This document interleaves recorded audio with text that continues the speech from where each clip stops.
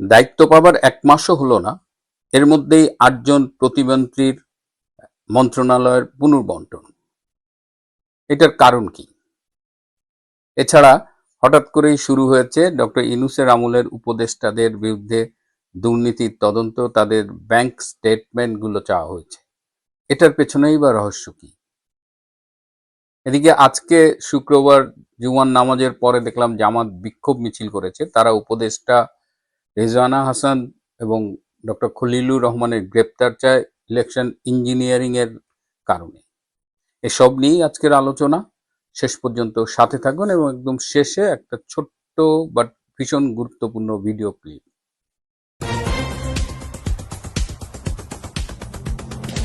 আসসালামু আলাইকুম এবং আদাব। নতুন মন্ত্রিপরিষদ ঘোষণা করেছেন জনাব তারেক রহমান এবং তাতে ৮ জনকে প্রতিমন্ত্রীর দায়িত্ব দেওয়া ছিল এবং এই ৮ জন প্রতিমন্ত্রী সবাই একাধিক মন্ত্রণালয়ের দায়িত্ব ছিলেন। কিন্তু ১ মাসও পার হলো না, কেন তাদের এই মন্ত্রণালয়ে কাটছাঁট হলো? কেন পাখি উড়বার আগেই ডানা ছেঁটে দেওয়া হলো? প্রথমেই বলি, অর্থ ও পরিকল্পনা মন্ত্রণালয়ের প্রতিমন্ত্রীর দায়িত্ব পেয়েছিলেন জোনায়েদ সাকি। জোনায়েদ সাকিকে আপনারা সবাই চেনেন, খুব সুন্দর করে কথা বলেন, চমৎকার বক্তৃতা করেন, টক শোতে দেখেছেন। নীতি নৈতিকতা, মানে তাকে আপাদমস্তক নীতি এবং নৈতিকতা তাকে ঘিরে থাকে। অসাধারণ বাগ্মিতা এবং কথাও সেরকম বলেন। এবং তার দিকে তাকিয়ে আমিও মাঝে মধ্যে ভাবি যে মানুষ এত সৎ হয় কি করে, একদম সাচ্চা বিপ্লবী যাকে বলে। এই সাচ্চা বিপ্লবী জোনায়েদ সাকি গত 18 মাস ডক্টর ইউনূসের যে অবৈধ শাসনামল, সেই শাসনামলে সচিবালয়ে আতঙ্কের নাম ছিল। তিনি 18 মাসে এত এত এত তদবির করেছেন, অন্যায্য তদবির, টাকার বিনিময়ে তদবির, এবং এত অবৈধ উপায়ে অর্থ উপার্জন করেছেন যে সচিবালয়ে জোনায়েদ সাকিকে দেখলেই লোকজন আতঙ্কিত বোধ করত। আমরা যাদের মাথায় তুলে রেখেছি নীতি নৈতিকতার একদম, মানে বলা যায় যে এর মতো মানুষ হয় না, সেই মানুষগুলোর গত 18 মাসে যে রূপটা আমরা দেখলাম, যে স্বরূপটা উন্মোচিত হলো, সেটা আসলে জাতি হিসেবে আমাদের জন্য ভীষণ দুর্ভাগ্যের। এবং জোনায়েদ সাকি একজন।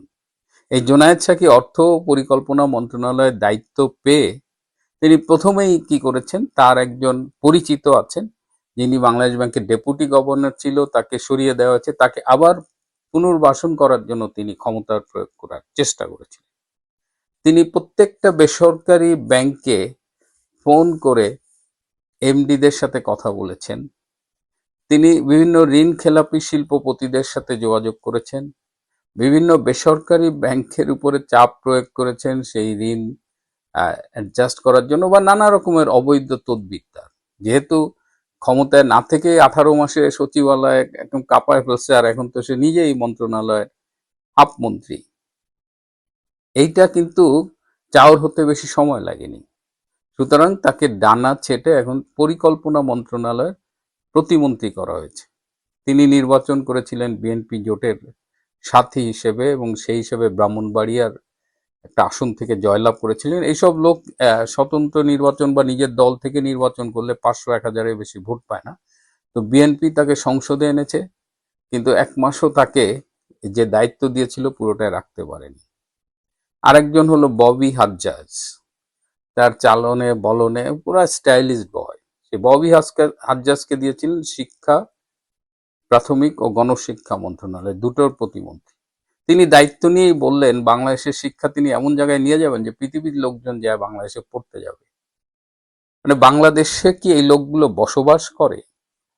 আমার তো ধারণা ছিল পৃথিবী সম্পর্কে এদের অনেক জ্ঞান আছে, এরা smart looking boys.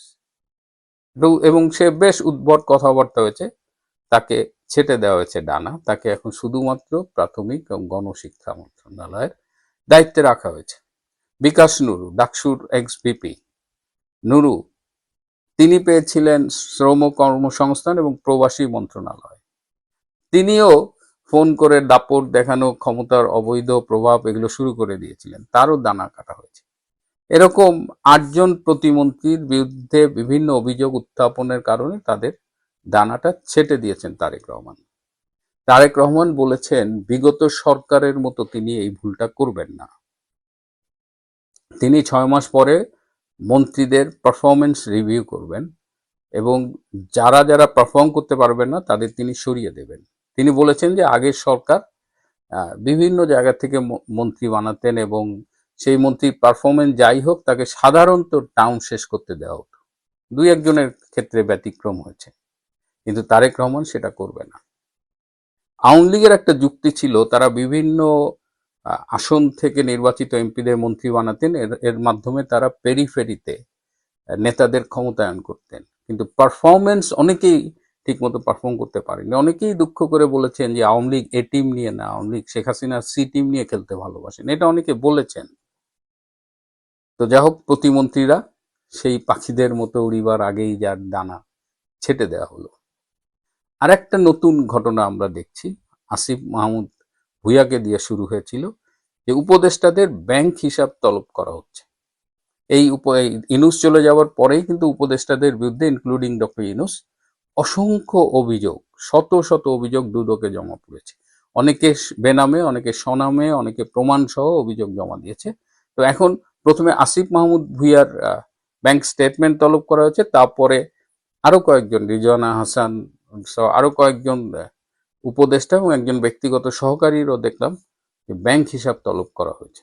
Bangladesh financial intelligence unit থেকে এই ব্যাংক হিসাব তলব করা হয়েছে এবং এর প্রেক্ষিতে আসিফ মাহমুদ ভুঁইয়া একটা ব্যাংক স্টেটমেন্ট সে পাবলিকলি শো করেছে এবং সেখানে ইন্টারেস্টিং হলো তার বউয়ের অ্যাকাউন্টে আছে 512 টাকা এবং সেখান থেকে মাত্র 2 টাকা তিনি তুলেছেন এবং অ্যাকাউন্টটি তিনি খুলেছেন 1 মে, সাধারণত সরকারি ছুটির দিন, এবং ওই দিন কোনো ব্যাংক খোলা থাকে না। আমি জানি না বিশেষ কোনো অ্যারেঞ্জমেন্ট আছে কিনা।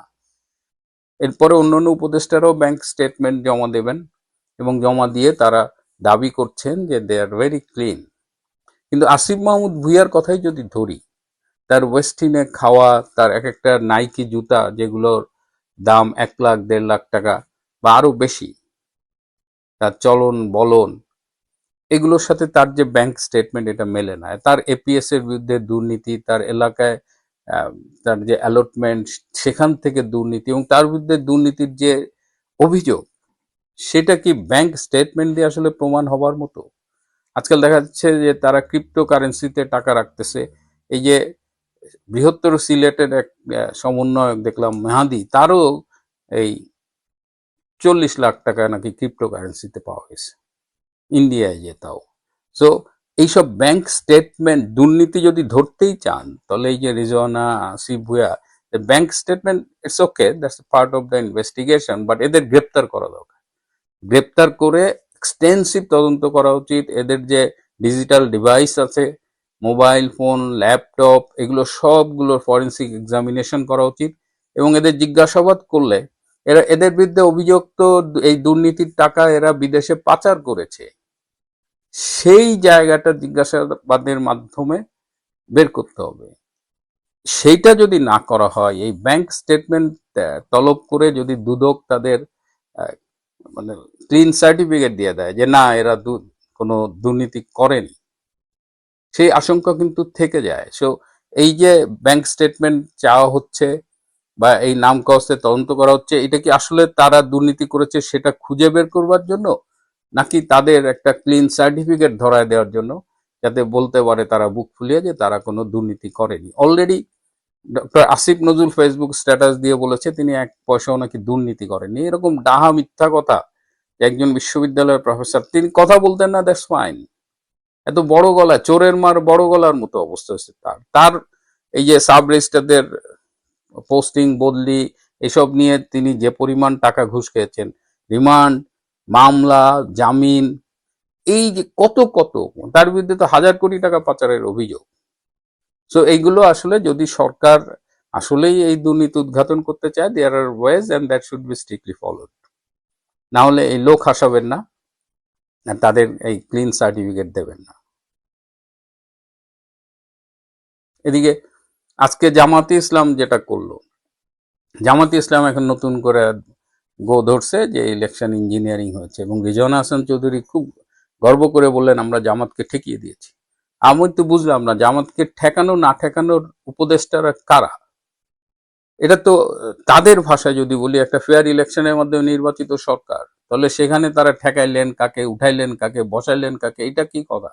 নাকি রেজওয়ানা হাসান খুব সুচিন্তিত ভাবে এই স্টেটমেন্টটা দিয়েছেন যাতে জামাতের হাতে আন্দোলনের একটা সিরিয়াস ইস্যু তুলে দেওয়া যায় এবং এটা বিএনপির উপর একটা চাপ প্রয়োগ করা যায়। রিজওয়ানা হাসানকে এ সন্দেহের কারণ হলো তিনি বিশিষ্ট রাজাকার কন্যা। সো পলিটিক্সে আমরা যেটা একদম খোলা চোখে দেখি, এটা আসলে এত সহজ সরল না। এবার পবিত্র রমজান মাস চলছে, আপনারা জাকাত ফিতরার টাকা দান করবেন। আমরা সবাই চেষ্টা করি যার যার সাধ্য মতো, এবং আমাদের মধ্যে একটা প্রবণতা থাকে যে আমরা আমাদের পরিচিত মাদ্রাসায় টাকা দেই। আমরা এই যে দান খয়রাত করছি, এটা আসলে কাকে দিচ্ছি? আমাদের এই দান খয়রাতের টাকা নিয়ে জঙ্গিরা কি উৎসাহিত হচ্ছে? আমাদের টাকা কি পরোক্ষভাবে জঙ্গিবাদকে পালতেছে, জঙ্গিবাদকে উৎসাহিত করতেছে, লালন পালন করতেছে? এই প্রশ্নটা করুন এবং খুব যাচাই করে বেছে আপনার জাকাত ফিতরার টাকা দিন। আমাদের সবারই গরিব আত্মীয় আছে, আশেপাশে গরিব মানুষ আছে, প্রয়োজনে তাদের দিন, কিন্তু এমন কোনো মাদ্রাসায় টাকা দেবেন না যারা জঙ্গি পালে। জাকাত বা ফিতরা দেওয়ার আগে একটু ভাবুন, রমজানে আপনার দান শেষ পর্যন্ত কার কাজে লাগছে? মানুষের উপকারে, নাকি মব আর তৌহিদি জনতা তৈরির তহবিলে? মাদ্রাসা বা এতিমখানায় দিলেই দায়িত্ব শেষ? এই নিরাপদ ভাবনা ঝেড়ে ফেলুন। আপনার দান সঠিক মানুষের হাতে পৌঁছাচ্ছে কিনা সেই নিশ্চয়তা দেখার দায়িত্ব কিন্তু আপনারই। দান ইবাদত ঠিক, কিন্তু অন্ধ দান নয়, মানুষ বাঁচান। কারণ আজ দয়ার নামে অনেক জায়গায় হয়ে উঠেছে উগ্রবাদ আর নৈতিক পচনের কারখানা। প্রিয় বন্ধুরা, আজ এ পর্যন্তই। ভালো থাকবেন, সুস্থ থাকবেন, তার চেয়েও জরুরি হলো নিরাপদে থাকবেন। সবাইকে অনেক ধন্যবাদ।